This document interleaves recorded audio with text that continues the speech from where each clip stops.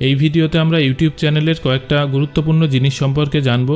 তো দেখুন, সবার প্রথমে আছে আন্ডারস্ট্যান্ড ইউটিউব অ্যানালিটিক্স, তারপর আছে মনিটাইজেশন এলিজিবিলিটি, তারপর connect YouTube channel to AdSense.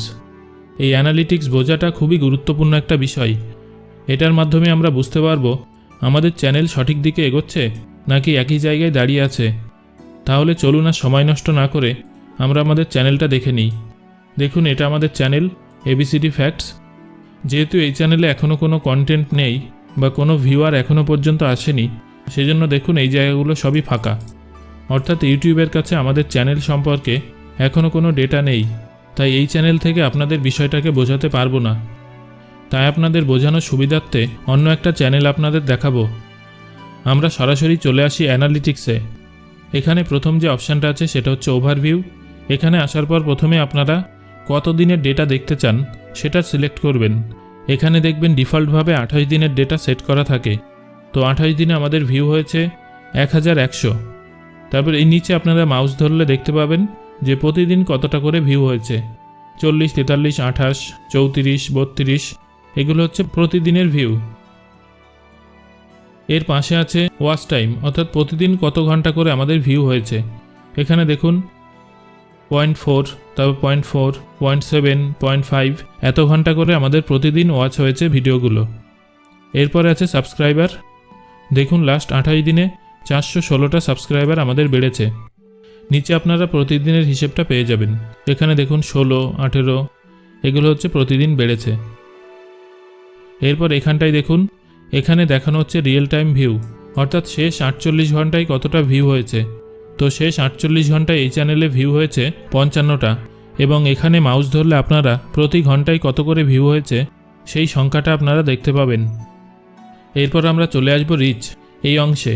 এটা খুবই গুরুত্বপূর্ণ একটা অংশ। প্রথমেই আপনারা নিচের দিকে চলে আসবেন। এখানে দেখুন একটা ডায়াগ্রাম দেয়া আছে। এবার আমরা এখান থেকে কি বুঝতে পারছি। প্রথমে আছে দেখুন ইমপ্রেশন। এটার অর্থ হলো আপনার ভিডিওটা ইউটিউব কতবার অন্যদের সামনে দেখিয়েছে, অর্থাৎ ইউটিউব রেকমেন্ড করেছে। দেখুন 18,900 বার ইউটিউব নিজে থেকে আমাদের ভিডিওগুলোকে অন্যদের সামনে দেখিয়েছে। সেখান থেকে মাত্র 760খানা ভিউজ আমরা পেয়েছি। এই চ্যানেলের ক্ষেত্রে লাস্ট 28 দিনে ক্লিক থ্রু রেট হচ্ছে মাত্র 4%। এটা কিন্তু একটা ভালো ব্যাপার নয়। এই পার্সেন্টটা সর্বদা 5 থেকে 6%-এর বেশি থাকা দরকার। এখানে তাহলে ইউটিউব মোটামুটি 19,000 ইমপ্রেশন দিয়েছে, কিন্তু ইউটিউব চাইলে তো 2 লক্ষও দিতে পারত, তাই না? তাহলে এই ইমপ্রেশনটা কিসের উপরে নির্ভর করে? এই প্রশ্নটা নিশ্চয়ই আপনার মনের মধ্যে আসছে, রাইট? বেশি ইমপ্রেশনের প্রধান কারণ হচ্ছে ভিডিও এনগেজমেন্ট। যদি মানুষ আপনার ভিডিও বেশিক্ষণ দেখে, তখন ইউটিউবের কাছে একটা গ্রিন সিগন্যাল যায়। তখন ইউটিউব নিজে থেকে সেই ভিডিওটা অটোমেটিক আরও বেশি মানুষের সামনে দেখায়, অর্থাৎ ইমপ্রেশন বাড়ে। আর ইমপ্রেশন বাড়লে স্বাভাবিকভাবে ভিউজও বাড়ে। সেজন্য সর্বদা চেষ্টা করবেন কোয়ালিটিপূর্ণ ভিডিও তৈরি করতে, যাতে ভিউয়ার্সরা মাঝপথে ভিডিও ছেড়ে না চলে যায়। আশা করি এই অংশটা আপনারা বুঝতে পারলেন। এবার চলে আসুন এদিকে, ট্রাফিক সোর্স। এটাও খুবই গুরুত্বপূর্ণ একটা অংশ। এখানে দেখুন অনেকগুলো ক্যাটাগরি আছে: চ্যানেল পেজেস, শর্ট ভিডিও, আদার YouTube features, browse features, suggested videos, others. Channel পেজের অর্থ হলো মানুষ সরাসরি আপনার চ্যানেলে এসে ভিডিও দেখেছে। শর্ট ফিডের অর্থ হচ্ছে শর্ট ভিডিওর মাধ্যমে কত পার্সেন্ট ভিউ হয়েছে। আর হচ্ছে আদার ইউটিউব ফিচারের মাধ্যমে 4.5%। আর একটা হচ্ছে ব্রাউজ ফিচার। এটা খুবই গুরুত্বপূর্ণ। ইউটিউব হোম পেজ থেকে যদি ভিউজ আসে সেটাকে বলা হচ্ছে ব্রাউজ ফিচার। আরেকটা হচ্ছে সাজেস্টেড ভিডিওস।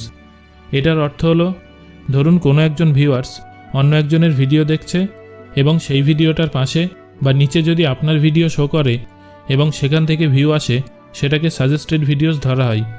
এখানে দেখুন ব্রাউজ ফিচার হচ্ছে 3.3% এবং সাজেস্টেড ভিডিও হচ্ছে 1.5%। কিন্তু এই দুটো সবসময় উপরে থাকার কথা। এই চ্যানেলটা যেহেতু রানিং নেই, সেজন্য এই দুটো নিচে নেমে গেছে। কিন্তু যে কোনো ভালো চ্যানেলের ক্ষেত্রে এই দুটো সর্বদা উপরে থাকবে, অর্থাৎ এখানে থাকবে, এবং দুটোরই 40%-এর উপরে থাকবে। তবে আপনার চ্যানেলে ভালো ভিউ আসবে। আশা করি আপনারা এটা বুঝতে পারলেন। এখানে আরও কিছু জিনিস আছে, সেগুলো অতটা দরকারি নয়। মেনলি আপনি এইটুকু বুঝবেন আর এইটুকু বুঝবেন। এবার চলে আসুন এনগেজমেন্টে। এখানে আমরা ওয়াচ টাইমটা দেখতে পাবো। দেখুন লাস্ট 28 দিনে 13 ঘন্টা ওয়াচ টাইম হয়েছে। আপনারা এখান থেকে প্রত্যেক দিনেরটা দেখে নিতে পারবেন। এখানে দেখুন অ্যাভারেজ ভিউ ডিউরেশন, এটা হচ্ছে 45 সেকেন্ড, অর্থাৎ আপনার সব ভিডিও মিলে মানুষ কতক্ষণ দেখছে। এখানে আছে 45 সেকেন্ড। যদি আপনার ভিডিওগুলোর দৈর্ঘ্য মোটামুটি 5 মিনিট হয়, সেক্ষেত্রে এখানে 2 থেকে 2.5 মিনিট থাকা খুবই জরুরি, সেটা খেয়াল রাখবেন। যদি আপনার ভিডিও ভালো হয় তাহলে মানুষ এমনি দীর্ঘক্ষণ দেখবে, ফলে এটা অটোমেটিক বেড়ে যাবে, এটা নিয়ে আপনার ভাবার দরকার হবে না। এরপর আছে অডিয়েন্স, এটাও একটা গুরুত্বপূর্ণ অংশ। এই জিনিসগুলো আমরা আগে একটু আলোচনা করেছি, তো আমরা নিচের দিকে চলে যাব। এই জায়গাটা দেখুন, বলছে যে কতজন সাবস্ক্রাইব করার পর বেল বাটনটা প্রেস করেছে। দেখুন আপনার যতজন সাবস্ক্রাইবার আছে তার মধ্যে প্রায় 40% মানুষ বেল বাটনটা প্রেস করেছে, আর 26% সাবস্ক্রাইবার অল নোটিফিকেশান অন করার সাথে সাথে অল নোটিফিকেশানটাও অ্যানাবেল করেছে, অর্থাৎ আপনি ভিডিও আপলোড করার সাথে সাথে তাদের কাছে নোটিফিকেশান চলে যাবে।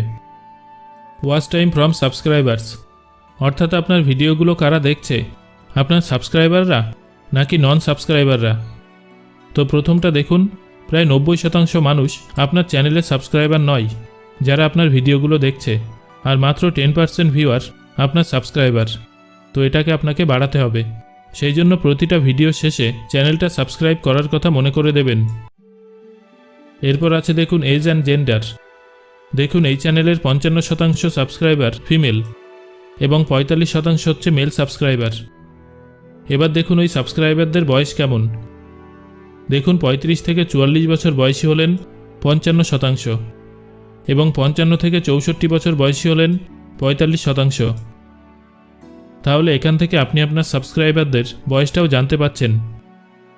সুতরাং যখন আপনি ভিডিও বানাবেন তখন এই বয়সের কথাটা অবশ্যই মাথায় রাখবেন এবং তার সঙ্গে সামঞ্জস্যপূর্ণ ভিডিও বানাবেন। এবার এখানে দেখুন আপনার সাবস্ক্রাইবাররা কোন কোন দেশের।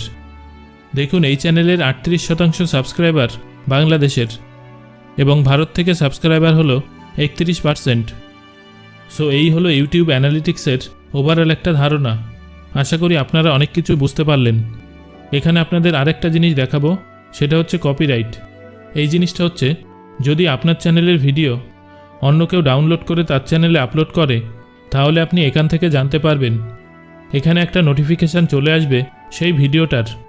আপনি চাইলে ওই ভিডিওটা ডিলিট করাতে পারেন অথবা সেটাতে কপিরাইটও দিতে পারেন। চলুন এবার আমরা জেনে নেব মনিটাইজেশন এলিজিবিলিটি নিয়ে।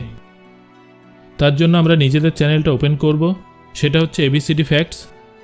এখানে আসার পর আমরা চলে যাব মনিটাইজেশন ট্যাবে।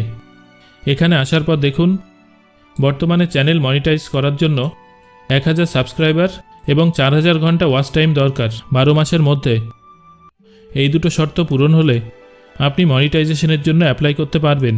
যেহেতু আমাদের এই চ্যানেলে কিছু নেই, সেজন্য অ্যাপ্লাই অপশানটা এখানে এখনও আসেনি, সেজন্য আমি এখানে লাইভ দেখাতে পাচ্ছি না, কিন্তু আমি আপনাদের ডেমো দেখাবো।